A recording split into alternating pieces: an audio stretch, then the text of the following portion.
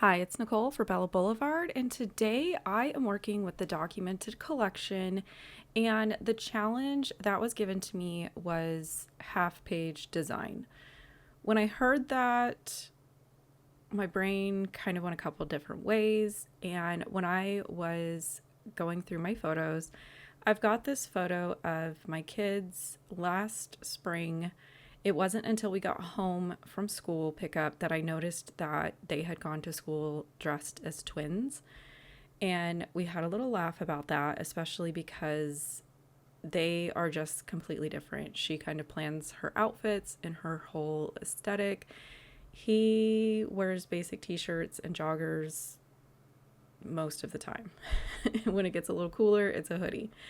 So I knew that I was probably going to focus on the two colors, the blue and the black. I pulled out some Bella Blvds and this blue floral from the documented. I considered the black and white polka dot from documented as well, but I really love the linen print from the Bella Blvds, so I'm going to go with that. I'm also using the white and like pale gray stripe from the Bella Blvds. This might be my last sheet. It is a go-to for me for backgrounds. It just makes lining up things like journaling strips and alphabet stickers so easy. Originally I thought I was gonna just do kind of two like 6-inch wide sections. However, I was like, you know what, let's just kind of cut some wonky strips and have this sort of open area in the middle to be able to have the journaling and the title kind of pop off. So I'm just kind of cutting some weird angles here.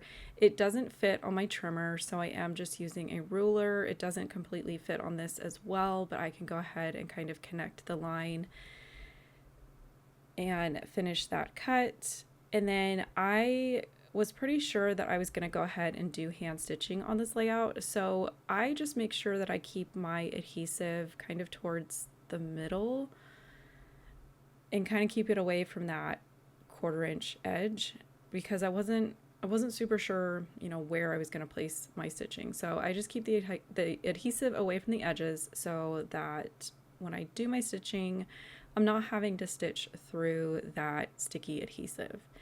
I am going to add this text border that I cut from the border pattern paper from documented. And then on the blue side, I'm going to use this white scallop border sticker.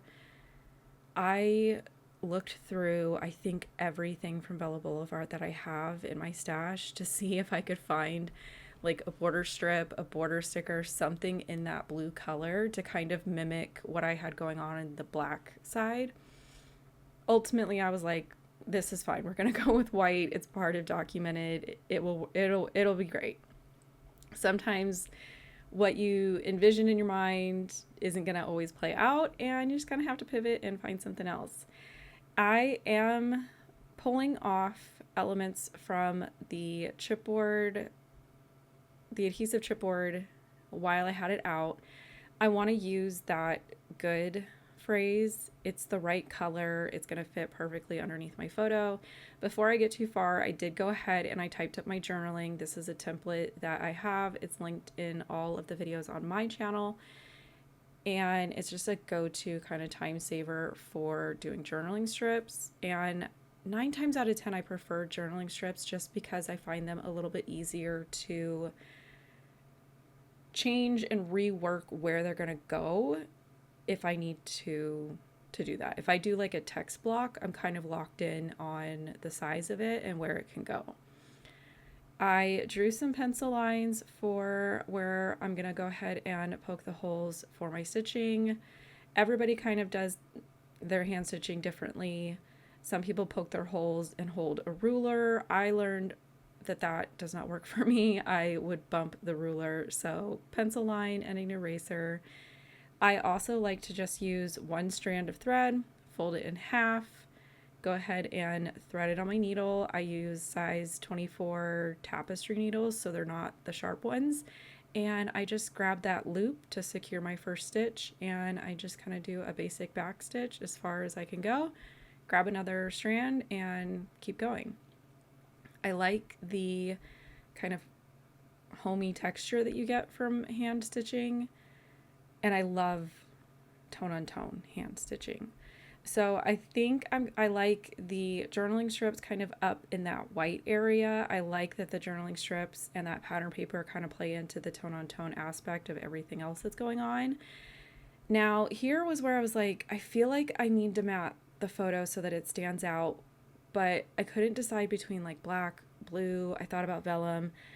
I kept looking at the sticker sheet and there's these photo corners. So I'm going to use these to matte my photo. I feel like I never think to use these. They're on every sticker sheet. I think this was the perfect application in my like style. And I feel like it just kind of helped that like plain white printed border stand out a little bit amongst everything else. Gonna go ahead and put down that adhesive chipboard, commit to putting the journaling strips down. Before I do that, I decided to tuck this tab up here. It's the same color and pattern as the blue floral tone on tone. So I just kind of wanted to bring a little bit of that blue to the top of the photo as well. And just kind of staggering these journal strips up above the photo.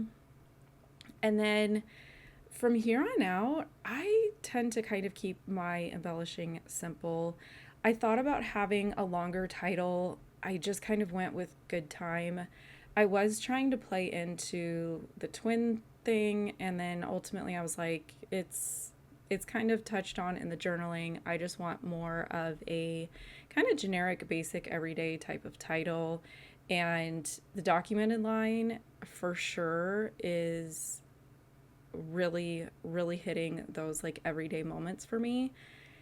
It kind of reminds me to stop and look for photos like this and these just kind of funny one-off stories that would probably either get lost in something like month in review or kind of, I don't know, just sit and wait till I was inspired. So kind of working backwards from collection to then finding photos has been a fun little challenge.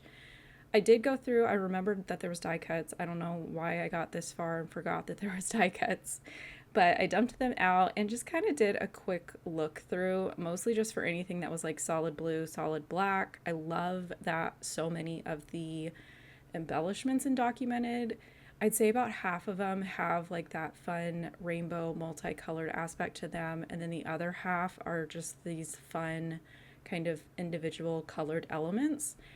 And that's kind of what I look for when I do sort of like a color focused design. And then none of the embellishing makes sense. I just kind of nestle some stuff to the right of the title, to the left of the title. Some of it is down below, some of it is up above. I've got a couple little paper clips up around the journaling. I added a phrase sticker up there to bring in that blue.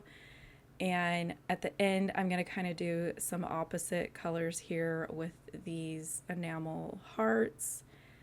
I wanted to tuck some more at the top.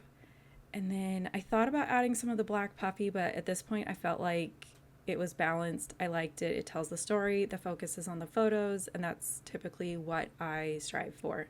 So I hope you found this inspiring. I hope you take a second look at documented and those everyday memories that you may have. If you have yet to subscribe to the channel, I'd love for you to go ahead and hit that subscribe button. Leave me a thumbs up if you liked this video, and leave a comment down below on what you think about the documented collection and if you have any questions for me. And I will catch you guys in another video. Bye!